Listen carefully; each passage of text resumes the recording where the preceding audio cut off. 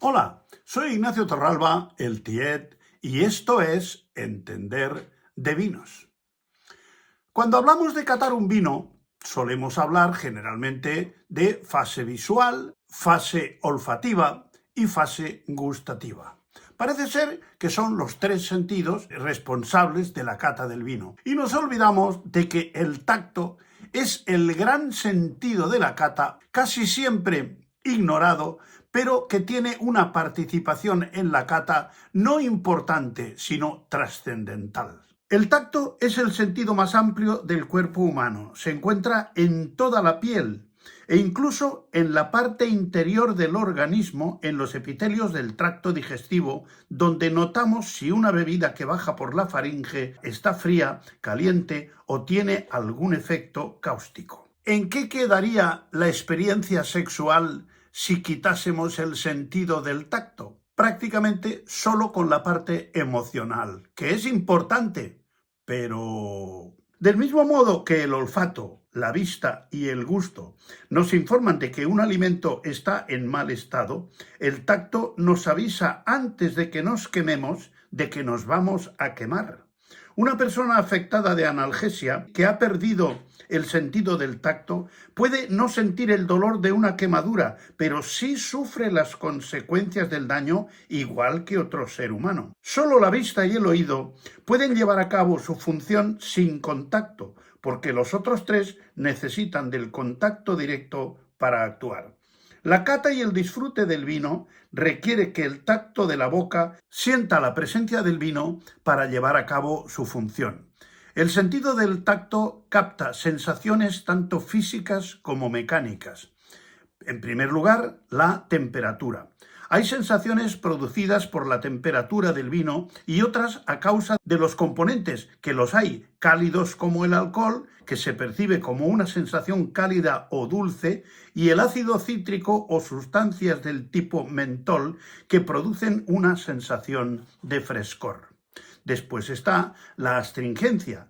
Los taninos son sustancias con grupos fenólicos que pueden producir sensación de astringencia porque coagulan los componentes lubricantes de la saliva y a la vez producen sensaciones sápidas de sabor amargo.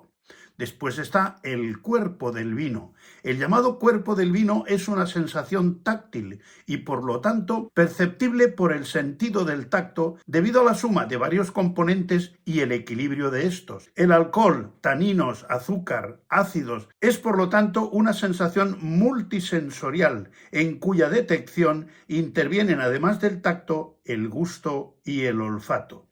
Como sinónimo de cuerpo también se suele hablar del peso del vino. Después está el concepto de lubricación. Depende de la presencia de sustancias lubricantes como el glicerol, que es el segundo alcohol más abundante del vino y que al tener cierta viscosidad es el que genera las lágrimas o piernas del vino, hace que el vino se deslice por la boca de manera más fluida. Después está la viscosidad, que es la resistencia de un líquido a fluir. El vino es un líquido bastante fluido. El principal componente que modifica la viscosidad es la mayor o menor presencia de azúcares residuales. Cuantos más azúcares, más viscosidad. El alcohol también contribuye a la viscosidad. Es 1,25 veces más viscoso que el agua, pero no influye tanto como los azúcares en la viscosidad del vino. Otro elemento de la percepción sensorial del vino es el movimiento de la lengua. Hay un experimento muy fácil de realizar que es intentar degustar un vino sin mover la lengua. Veremos que la sensación que el vino nos produce es mucho más pobre. La cavidad bucal está rodeada por 43 músculos controlados por el nervio facial. Anatómicamente hablando, no somos muy diferentes de otros animales mamíferos, pero el ser humano es capaz de manejarlos con gran precisión para expresar gran variedad de emociones y sentimientos. Durante la cata del vino, los catadores hacemos movimientos parecidos al de la masticación, a través de los músculos masetero, temporal, pteroideo lateral y pteroideo medial, en los que también interviene el nervio trigémino. La masticación estimula la secreción de saliva. Por supuesto, la masticación no sería posible sin la colaboración de la lengua controlada por el nervio hipogloso.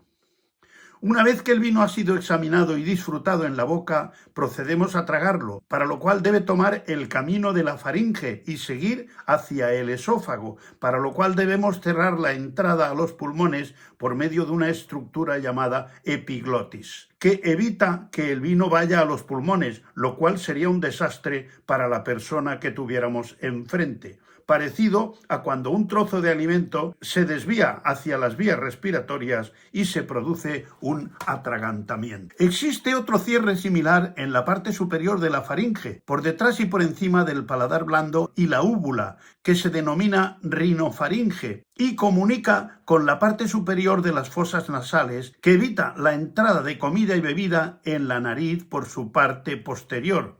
A los que nos ha pasado alguna vez, podemos afirmar que se trata de una situación poco deseable. En la mayoría de catas de vinos profesionales se escupe el vino, con lo que se evita su paso por la glotis, donde también hay elementos sensoriales, tanto táctiles como gustativos. Personalmente, cuando un vino despierta mi interés, siempre trago un pequeño sorbo para tener una información más completa del mismo. Cuando tragamos o escupimos el vino, la boca queda impregnada de una fina película de vino, lo que contribuye a la sensación valorable de posgusto del vino. Si el vino se mantiene en la boca más tiempo de lo normal, se perciben sensaciones de textura como la astringencia más acentuadas. El paso del vino por la boca, con su consiguiente calentamiento, favorece la olfacción por la vía retronasal, lo que aumenta la percepción sensorial. El tiempo de permanencia del vino en la boca puede alterar sus propiedades físico-químicas, debido principalmente a la salivación. En parte, también al aumento de temperatura. La saliva es un líquido de aspecto acuoso compuesto en su 99,95% de agua y el 0,05% restante de un conjunto increíblemente variado de sustancias que se mezclan con el vino, no solo a nivel físico, sino también a nivel químico, produciendo en el vino algunos cambios. Si tomásemos un vino muy tánico y no pudiésemos salivar, la sensación tánica sería sumamente desagradable y por lo tanto su primer efecto es lubricación. En segundo lugar, contribuye a calentar el vino, lo que incrementa los aromas por la vía retronasal. Aporta sales minerales que ayuda a que varios receptores puedan captar sus estímulos de forma más eficiente. La saliva también aporta enzimas y proteínas ricas en prolina. Modifica el pH del vino, porque el pH de la saliva oscila entre 6,2 y 7,6. El vino es más ácido, por lo que la saliva modera la acidez. El epitelio de la boca es diferente al del resto de la piel y aún diferente según las zonas de la boca. En la lengua y paladar duro es grueso y rígido, en cambio en los labios, encías y carrillos es blando, fino y muy sensible. Por eso un mordisco mal dado puede llegar a ser muy doloroso. La zona más sensible de la boca desde el punto de vista sensorial es la zona media de la lengua, aunque toda la boca contribuye a la percepción sensorial.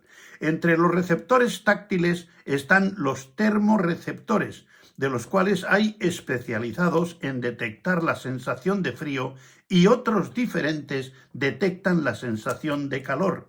Algunos de estos termorreceptores están dotados de sensibilidad química, lo que puede producir sensaciones muy parecidas. El caso más conocido es el de la comida picante, que es debido a una sustancia química llamada capsaicina, que produce una sensación similar al de la comida muy caliente.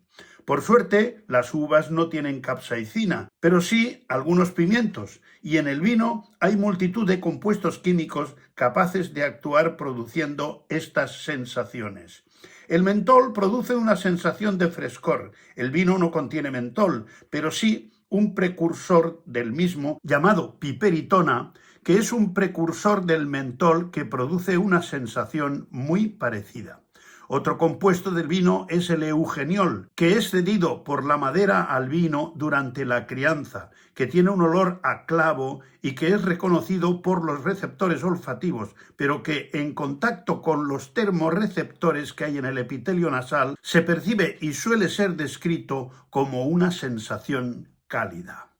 Cuando nos acercamos a la nariz una copa de vino espumoso, que lógicamente desprende gas carbónico, que no es respirable, puede aparecer una sensación muy característica que incluso puede forzarnos a mover instintivamente la cabeza para alejarnos de las burbujas como si fueran peligrosas. Esto es debido a que, como todos los estímulos sensoriales deben viajar hasta el cerebro, cuando esta sensación alcanza la médula espinal, donde esta señal se divide en dos, una sigue su camino hasta el cerebro, mientras que la otra parte de la señal vuelve al lugar de origen para hacernos producir ese movimiento rápido de apartar la nariz como para huir de un peligro. Mientras que la otra se dirige al lugar de origen para mandar un estímulo a los músculos del cuello para apartar la nariz rápidamente de la copa porque se ha detectado algo parecido al peligro, como un movimiento complejo de seguridad. Esto es como cuando apartamos los dedos de una llama mucho antes de que el cerebro perciba ninguna señal de dolor. Sin embargo, cuando el CO2 se introduce en la boca, se percibe una sensación muy diferente a la sensación que se percibe por la vía nasal. Porque en la boca, el CO2 es detectado e identificado por los receptores del sabor ácido de las papilas gustativas.